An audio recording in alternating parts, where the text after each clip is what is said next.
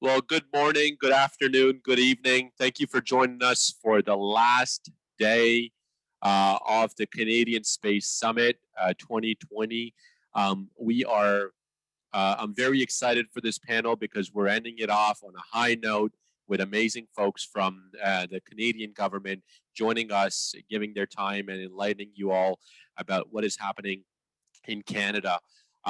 So what I'll do is I'll do a quick intro of the panelists and I'll bring them on board and about whether they have presentations, and I have a few questions if the presentations are suffice, or if they run super short, then we'll dive into questions and there'll be a Q&A period at the end. So I'll start off with Melanie. Melanie Campbell is director of the Canadian Minerals and Metals Plant Secretariat. Housed within Natural Resource Canada, the Secretariat coordinates the development and the delivery of pan-Canadian plan mandated by Canada's Mines Minister. Ms. Campbell has been with Natural Resources Canada for over 25 years, where she has worked on numerous mining-related files. She was formerly a Deputy Director of Strategic Policy, where she advised on legislative, regulatory policy changes with implications for the mining industry. Ms. Campbell has previously worked on areas of public policy relating to natural resource development with a focus of environmental and regulatory issues and Indigenous participation in mining. She holds a Bachelor of Law, Bachelor of Arts, Law from Carleton University, a Master's of Public Administration from Dalhousie University, and a graduate degree in Sustainable Development in Natural Resources from Carleton University. Melanie, thank you so much for being here. Really, really appreciate it. Next up, I'll go over to Eric. Eric Dupont joined the Canadian Space Agency in 1992 and is currently the Director of Space Exploration and Development at Canadian Space Agency.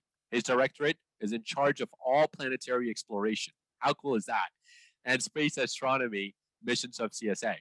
Eric Dupont holds a Bachelor's of Science from the University of Ottawa, a Master's degree from Massachusetts Institute of Technology, and a PhD from McGill University. Over his career, he's been an advisor of several international organizations such as JPL Mars Program, Systems Engineering Team, NASA ESA Joint Mars Exploration Program Analysis and Review Team, and the European Commission, European Robotics Network, and European Technology Platform. Truly welcome to Eric. And last but not least, I have Elle Agnew. Elle joined the Canadian Space Agency as a manager, International and Regulatory Affairs and Policy Directorate in July 2016 after 29 years of service in the Canadian Armed Forces. Her last post was as a Director of Space Strategic Plans in Director General Space, where she was responsible for international multilateral relations, including participation in the UN Committee on Peaceful Uses of Outer Space, as well as advising regulatory issues. Welcome, Elle. So I'll leave the floor to Elle, as she's got a presentation prepped for all of you.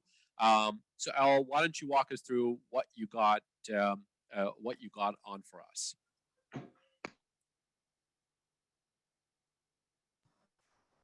Hi, thank you very much, and thank you to the to the organizers for inviting me to participate in this meeting today. I'm very happy to be here. As I was introduced, I manage international and regulatory affairs, and spent my summer this year working very hard on the Artemis Accords along with the other signatories of the Accords. So that's what I'm going to talk to you about today. And I see it takes a little while for the slides to catch up.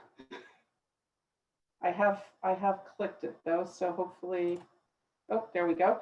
All right, just to provide a little bit of information on the Artemis Accords. The CSA president signed the Accords on the 13th of October, so it's only been just over a month. on the margins of the International Astronautical Congress, and all space geeks know about the International Astronautical Congress, the biggest civil space event that we have.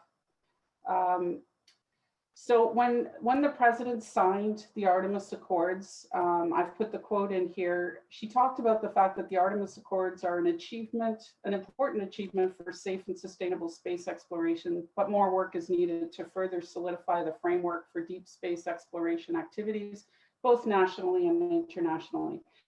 And that's absolutely what I'm going to talk to you about today. You can see at the bottom of the slide the countries that joined us in the signing of the Artemis Accords. We have Australia, Italy, Japan, Luxembourg, the UAE, United Arab Emirates, the United Kingdom, and the United States.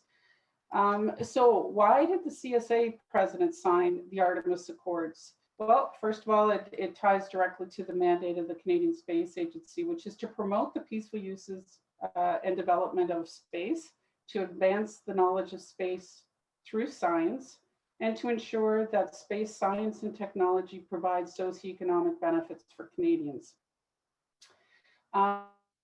She's also responsible, the CSA is also responsible for assisting the Minister of ISED, in coordinating Government of Canada's space policy and programs.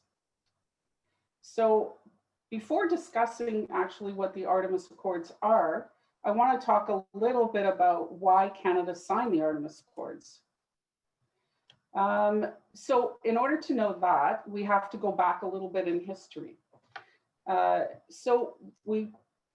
core of everything we do in space is the Outer Space Treaty. It's important to put the Outer Space Treaty always in context. So the Outer Space Treaty was written during the height of the Cold War. For those of us who are old enough to remember the Cold War, it was very tense period between the United States and at that time the Soviet Union. So the Outer Space Treaty was effectively a disarmament treaty. There was great concern on both sides of the space race, turning space into a weapons frontier. The height of the Cold War, all the nuclear weapon concerns. So it's important to understand that the beginning of what we did in space started with disarmament. But the Outer Space Treaty is so much more than just a disarmament treaty. At its core, it talks about that space exploration and use is for peaceful purposes. There's also a prohibition on weapons of mass destruction. A lot of people think that it prohibits all weapons. Unfortunately, it does not. It prohibits the weapons of mass destruction, but it does prohibit having weapons and military installations on the surface of the moon, on Mars, wherever, on planetary surfaces.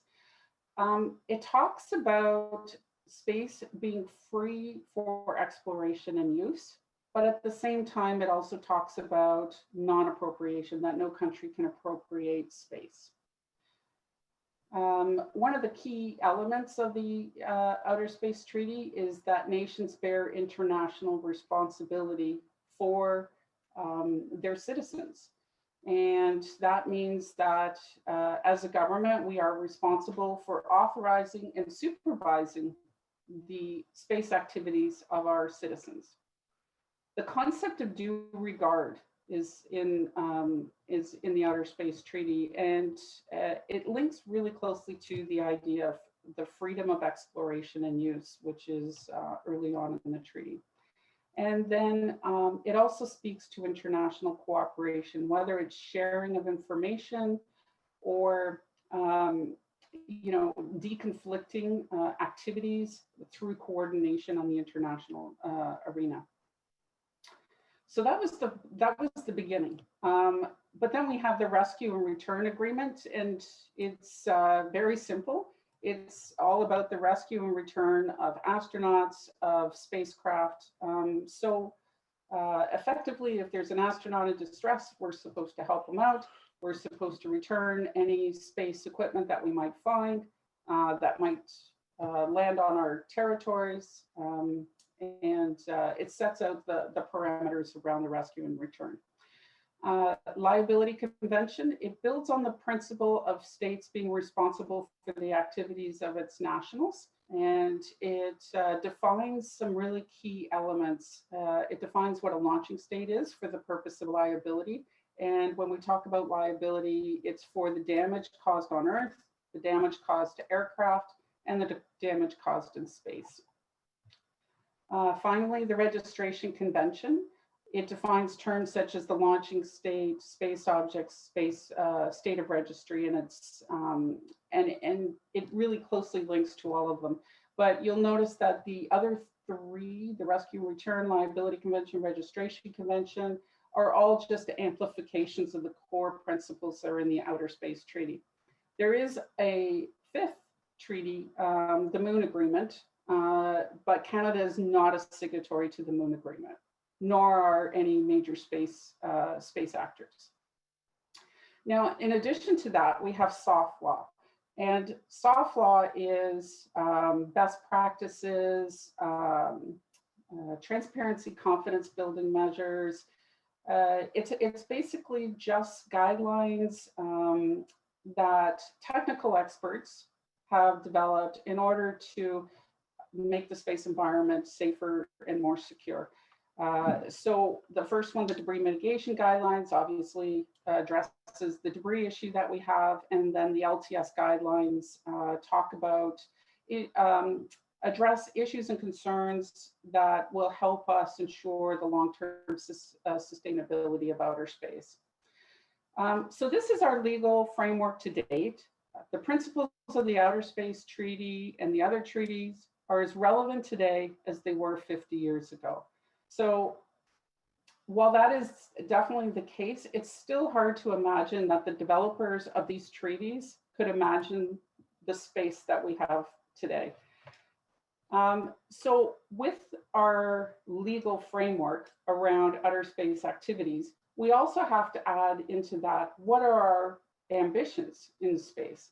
So the world is very ambitious when it comes to space exploration. There are a number of space exploration missions, both unilateral, multilateral. International groups such as the ISEC-G, which is the International Space Exploration Coordination Group, Eric will correct me if I'm wrong, organizations like ESA, US-led Artemis mission, everyone is going to the moon. And they're going there for extended periods to plan and conduct operations or activities to prepare for eventually going to Mars. Now, add to that domestically, here in Canada, we are committed to space exploration. The space strategy that was released in 2019, Exploration, Imagination, Innovation, the new space strategy for Canada, outline that Canada wants to ensure it remains a leading spacefaring nation by joining the Lunar Gateway mission. But we also committed to building AI-enabled robotics. We committed to the LEAP program, which is the Lunar Exploration Accelerator program. And part of that also is to have a space cadre. But in all of that, there's acknowledgement, when you look at this as a whole, that we're not going to be doing this alone. We're going to be doing this in partnership. Space exploration is multilateral. And it's a big change from when the treaties were developed, where it was basically the US and the Soviet Union were the only ones who had any shot of getting to the moon. That's no longer the case. So I put down here that the bottom line is space exploration is multilateral. Space is multilateral, actually, but definitely in the case of space exploration. So we have a legal framework that was developed about 50 years ago. At the same time, we're planning for missions to the moon and beyond. We know we'll be going there, we'll be going to the moon, we'll be going to Mars with others. We want to ensure that when we do that, we do so safely and sustainably. So effectively, what we want to ensure is that we take the treaties that we currently have and we operationalize them. We make them applicable for the operations that we're going to be conducting, whether they're on the moon or Mars. It's important to note that the Artemis Accords are you know, a set of common principles to govern those activities, but it's in full compliance with our international treaty obligations. And you can read that as you read through the Artemis Accords, which I encourage everyone to do. So that's the context around why we joined the Artemis Accords. We also know that the US is making this their rules for joining them on the Artemis program. So the Artemis Accords are really about space agencies working together towards safe, sustainable space exploration activities. Okay? All right, so now the principles themselves. I know a lot of people have heard about this, and I actually sat in on the panel discussion yesterday on policy and legal issues, but I'm going to go through them very quickly. So the first principle, of course, is peaceful purposes. All activities conducted under the Artemis program are for exclusively peaceful purposes. The transparency aligns with the Outer Space Treaty. We're sharing information about space programs and scientific information. Interoperability. The idea of this is if we're going to be working with international partners, we want to make sure that our systems are as universal or there's a standard to them so that we can encourage other players to participate. Emergency assistance, what we're doing is taking the rescue and return agreement, and that was developed for astronauts who were emissaries of their nations. And we want to make sure that we're covering all potential astronauts, including civilian astronauts. Registration of space objects, basically it's the registration convention, but we're committing to working together to ensure that we register satellites, register any objects, because it's much more complicated these days than when the registration convention was first developed. Release of scientific data through space exploration, we can solve real world problems here on Earth. So we need to start sharing that data. We need to share it openly and transparently. And then, of course, orbital debris. We want to make sure that we don't cause problems around the lunar surface. So we're taking the orbital debris mitigation guidelines and bringing them to this new environment. These three principles are going to require a little bit more work to fully understand how we're going to implement them, because this is where we have a lot less experience and expertise. So, and they often involve new technologies or issues that we know we need to work within the multilateral to come to some sort of resolutions on them. So what we're talking about here is preserving outer space heritage. We all know we want to do something about outer space heritage. Nobody wants to trample Neil Armstrong's footprints, but we also know that we need to sort this out within the UN Committee on the Peaceful Uses of Outer Space. It needs to be multilateral. We need to sort out what activities should be permissible and which shouldn't for space resource utilization. We need to sort out issues around property rights, jurisdiction and control, international cooperation and consultation under the space resources issue. And then finally, deconfliction of space activities. We're committed to the LTS guidelines, the long-term sustainment of outer space activities guidelines. But how do we ensure that our activities are not interfering with those of others? So we're going to need to continue to work on those processes. And for all of these, we commit to working to taking the experiences we have on the surface of the moon and bringing that to the multilateral to continue the conversation around those issues to hopefully be able to make some progress on those issues. So next step, CSA is, we're consulting Canadians on a framework for space exploration. We're ensuring we meet our international treaty obligations in all the deep space programs we're developing, and the Artemis Accords are helping us shape that. We plan to take those experiences to COPUOS, the Committee on the Peaceful Uses of Outer Space. We're hoping that the Artemis Accord discussions will help spur the efforts on key deep space exploration issues such as SRU, space resource utilization, and heritage sites. And my last slide is really, this is our consultation website. So please take a look at that. We'd like to hear from you. We'd like to get your opinions. There's the email address where you can send us your views. And we'd like to hear what you think. What kind of structure should we put around the activities that we're conducting on the moon and beyond? And that's the end of my presentation. Thank you very much. Excellent. What a great presentation, and such an international approach towards, how this all fits in within the Canadian landscape. So thank you so much, Al. Really appreciate that insight. I'll take the floor and I'll move it over to Eric. Eric, space exploration. So share with us what CSA has got going on in this spectrum. Thank you, Usain. So please confirm that you're seeing my slide. So yes. I assume. Yes. Okay. All right. So Elle just described the policy framework that we're putting in place to frame the lunar exploration. What I'm going to do is talk about implementation, what we're doing right now already. We've been at this for a couple of years already since the announcement in 2019 of the Lunar Exploration Accelerator Program. This is going to be a very high level, very quick overview. We don't have time for a detailed description, so I apologize ahead of time. You will feel like you're drinking from a fire hose, but I want to make sure that I provide a high level overview of what we have ongoing in LEAP at the moment.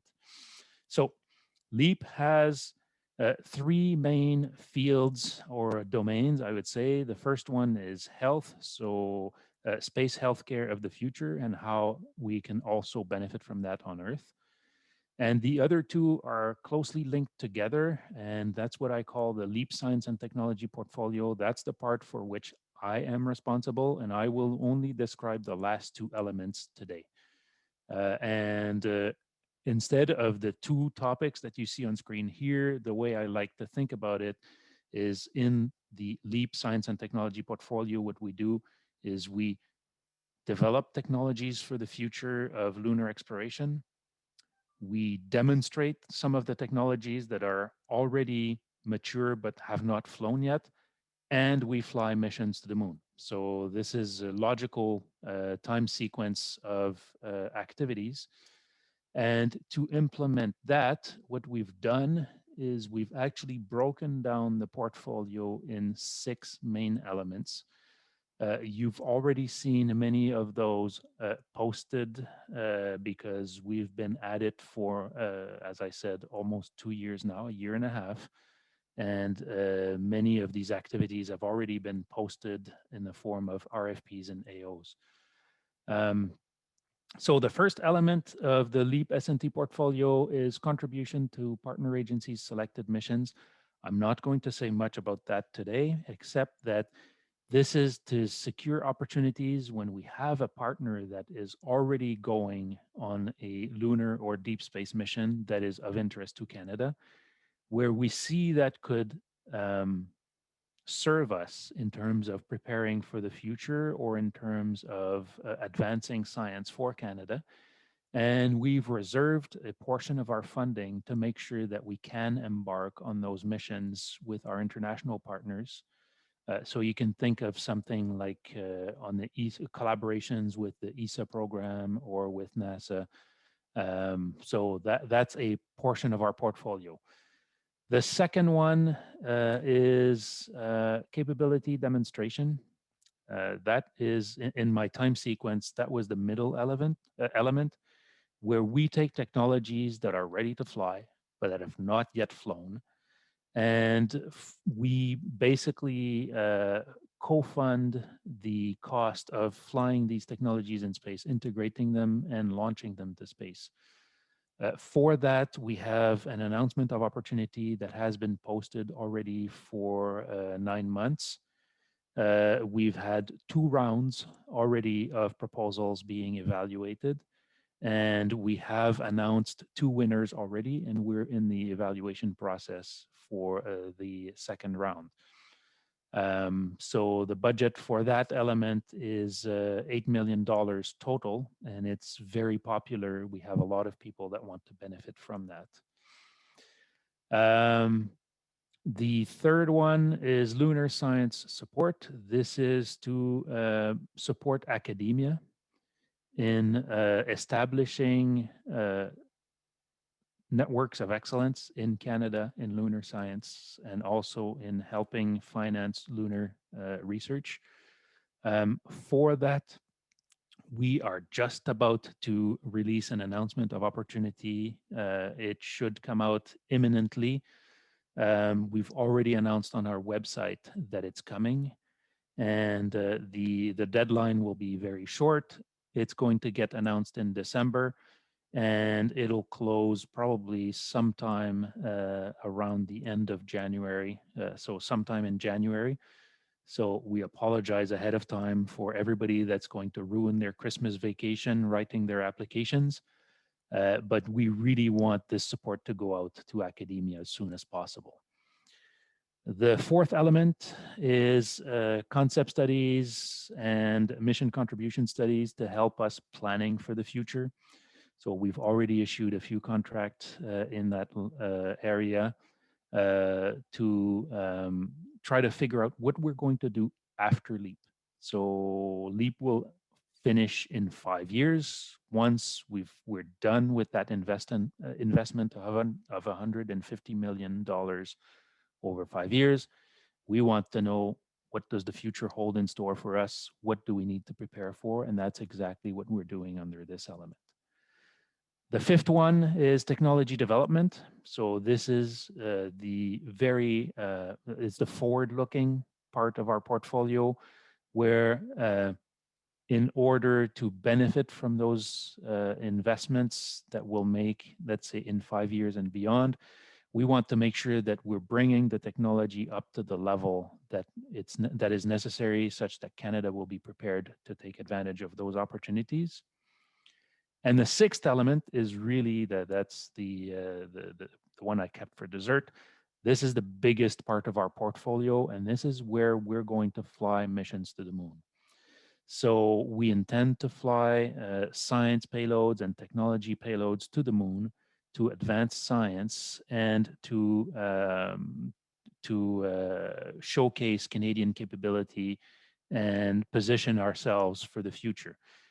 And those opportunities, what we have on the horizon, first of all, the very first one that will come out anytime now is the technology payload. We're going for a lunar rover mission. So there will be a Canadian lunar rover with Canadian and US payload on it. And that you can expect to see a request for proposals coming out for that sometime very soon in the new year in 2021. We will start, and I'll be talking a bit more about that in the next few slides, so I'll reserve the details. The other thing that will follow that will be eventually 1 or 2 science instruments on the NASA CLIPS deliveries. So we've already negotiated room for both the rover and the science instruments with NASA. We are right now starting feasibility studies on those science instruments to inform our decision making. And you can expect the procurement to start with phase A's sometime in 2021. So let's go back to the rover. First of all, if you look at the bottom of my slide, you'll see that we already have a letter of intent posted on the Buy and Sell website. So for more detail, I invite you to go check Buy and Sell and go see what we've posted in terms of intent to proceed with an RFP. The idea is we want this mission to demonstrate Canadian lunar mobility technology on the moon and to gather science data. We're talking, if you look at the picture, we're talking a modest size rover, about 30 kilograms, that will include 1 CSA payload and 1 NASA payload. And that is a condition so that we secure our launch with the NASA CLIPS program. So basically, in exchange for launching us, we are providing accommodation space for a US instrument on our rover. Launch date is no earlier than fall 2024, most likely sometime in 2025. And in terms of mission duration, we're looking as a threshold, 1 lunar day, because surviving the lunar night is very difficult. It gets cold and dreadful at night. But our target would be to survive 1 night and operate for another day after that. I will leave it at that to give more time to all the other presenters. And if there are questions later, we can welcome them at the end of this session. So I will stop. Thank you so much. Thank you so much, Eric. And I'm sure, as I see here, the questions will start piling up. Now, last but not least, I'll leave the floor to Melanie to share about SRU and obviously the Canadian resource sector and where we're at and what are the plans there. Melanie, I believe you might have a presentation there if you'd like to share.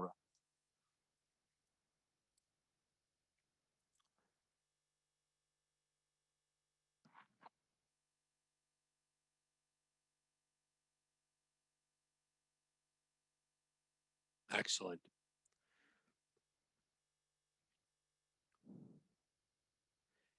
And you're just on mute, so.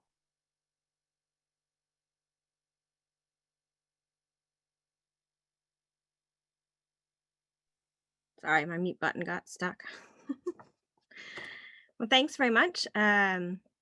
Really happy to be here. I wanted to start first by acknowledging that the land that I'm joining you on today is the traditional unceded territory of the Algonquin Anishinaabe people, and I'm definitely grateful to have the opportunity to be present in this territory.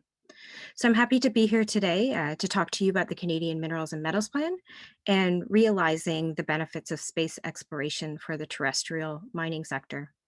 So thinking about the future of the mining industry means thinking about what it might look like about 50 years from now and ensuring that Canada is well positioned to take advantage of new opportunities, including those offered by new and disruptive technologies, and why we need to look to the new frontiers to solve the grand challenges of today. So that includes Earth and space.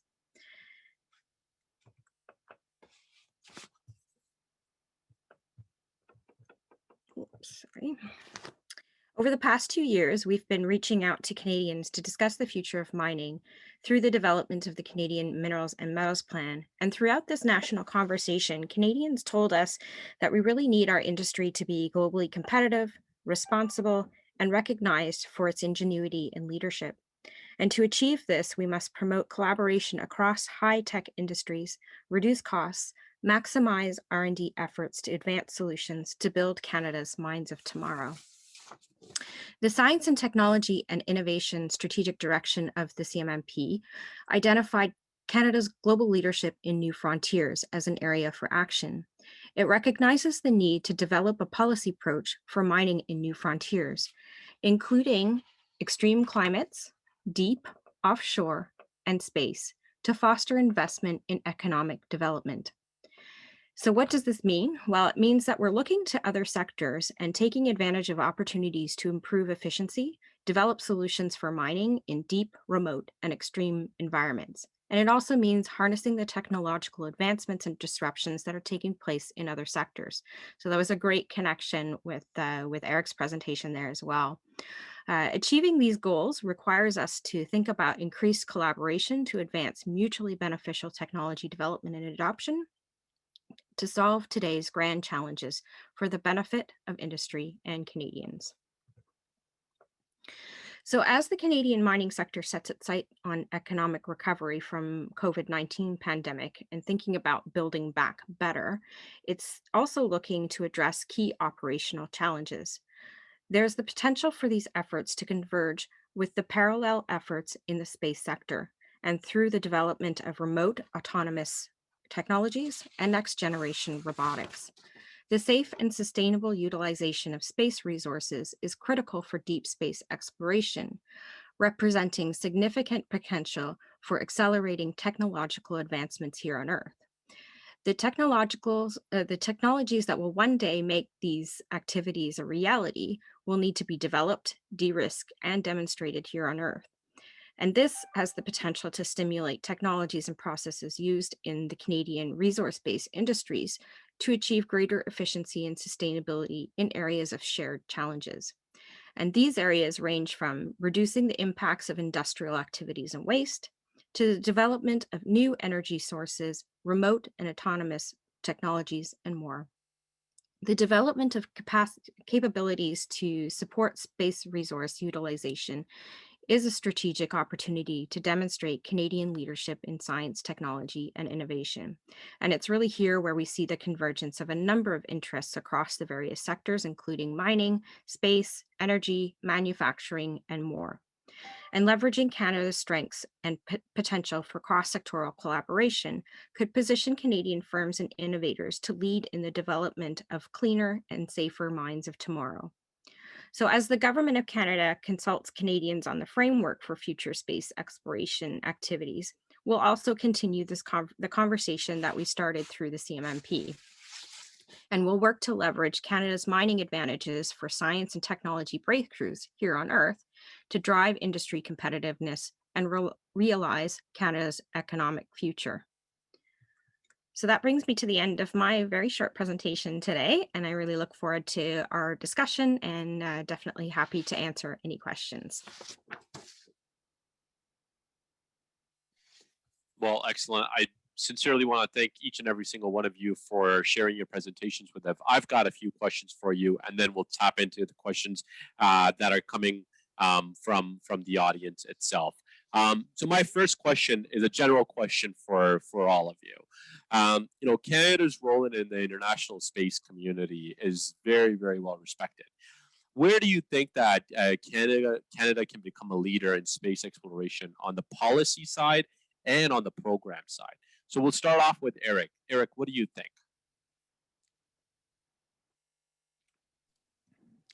All right. Well, let me first say that in terms of space exploration, and Elle already alluded to that, Canada is very dependent on partnerships.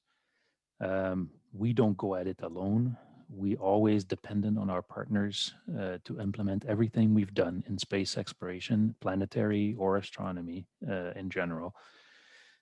So that is one of the roles that we can play as a federating state to bring people together. We're lucky in the sense that we are friends with NASA, our friends south of the border, and we're also an associate member state of the European Space Agency. So strangely enough, we also very often end up as the honest broker in those discussions between USA and Europe. And as you can see from my resume, I've actually worked for both. I was an advisor to NASA at times, and I was also a European at other times. So that's one role that we, Canada, are uniquely positioned to play. Now, in terms of technical or scientific contributions, we have strengths in Canada that we have nurtured over time, where we've invested significantly in the past, and that includes, for example, robotics. That's why, for example, we've been approached for the robotics on the Gateway, and any evolution of those robotics technologies. So right now, the reason why we're working on rovers is because it's pretty much the same technologies that you're just taking and bringing to their natural evolution. We have other areas of interest that are traditional for space, like synthetic aperture radar. We have some that are developing, like, for example, all the healthcare for space is something that we're investing right now because we're seeing an opportunity developing. And we also have traditional strengths in Canada, for example, in the area of mining, where we can build a bridge between space and terrestrial industry to foster activity in space or to enhance our planetary science activities. So I'll stop it here because I think others probably have something to add as well. Well, thank you so much, Eric. Melanie, we'll go over to your side, and from the natural resources section, and that entire spectrum, where do you think we can lead? Thanks. Yeah, absolutely. There's no doubt that Canada is an innovative nation, and we as a country are definitely aiming to be that global leader in science. The accelerating pace of innovation, technological change, and entrepreneurship has definitely opened the door to new possibilities. And really thinking about disruptive technologies, I think, is an area where Canada has an opportunity to really showcase its strengths. And bringing the sectors together and bringing the industries together, as well as doing the matching up of our supply and services sector, I think is an area where we definitely have a place where we can become a great leader, being able to foster some of that industry support and development of new businesses here in Canada. I think will really position us strongly in the future, and kind of build that space for Canada to have an attractive place to come for international investment. So I think that's a big piece for us to think about. Definitely our modern mining industry also recognizes that for us, the need to remain competitive in our global economy means that we really have to take on a lot of innovation and really, modernize a lot of the industry. And so we definitely need to be looking for those partnerships with other industries as well, where we can see a lot of synergies, particularly with space. And that means also thinking about those new technologies that could, have a really interesting play in terms of those new technologies in geoscience, thinking about mapping and exploration, but also thinking about mining and processing activities as well. And, the advances that we make for terrestrial operations, and what advancements they might hold for lunar exploration as well. Well, thank you so much for the very insightful vision that you've outlined here. Elle, I'll go over to you. Coming from an international background already, where do you think we can take it a step further, or where we already are? Thanks very much for the question. So we already are. Canada is considered a leader in space, and I look to the role that we've played in COPUOS over the years, the Committee on the Peaceful Uses of Outer Space. CSA and Global Affairs work hand in hand on that committee to ensure Canada's interests are represented there. We're well respected within that community. Canada's played a lead role in the development of the debris mitigation guidelines, the guidelines for the long-term sustainment of outer space activities. We were one of the core countries represented every single session for the discussions on that for the 9 years it took to get that through. And we even managed to get it over the goalpost. But like when I'm looking to the future, I'm looking to the Artemis Accords, as we've already demonstrated leadership. We worked with the other signatories, the other 7 countries, to come up with an Artemis Accords that was completely respectful of the Outer Space Treaty, completely aligned with the Outer Space Treaty.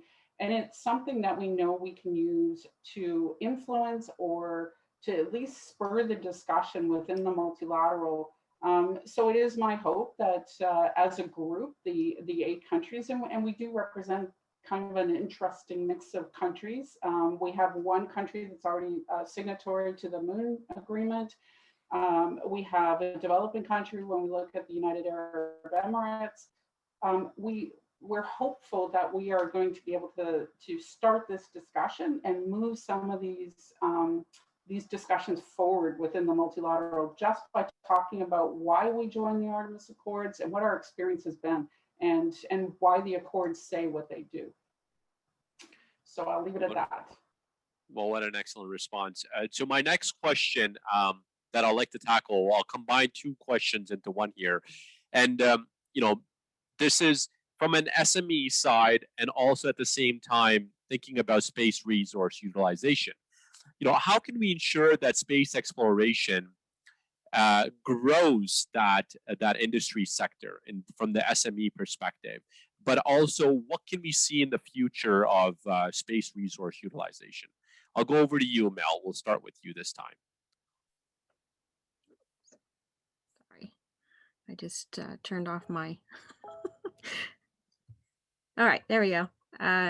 Yeah, definitely. I think the growth of the space resources industry is of interest to Canada, particularly due to its competitive advantages in all stages of the mining industry, as well as the heritage in space research, development, and technological innovation. I think both industries are really seeing a bit of growth right now already.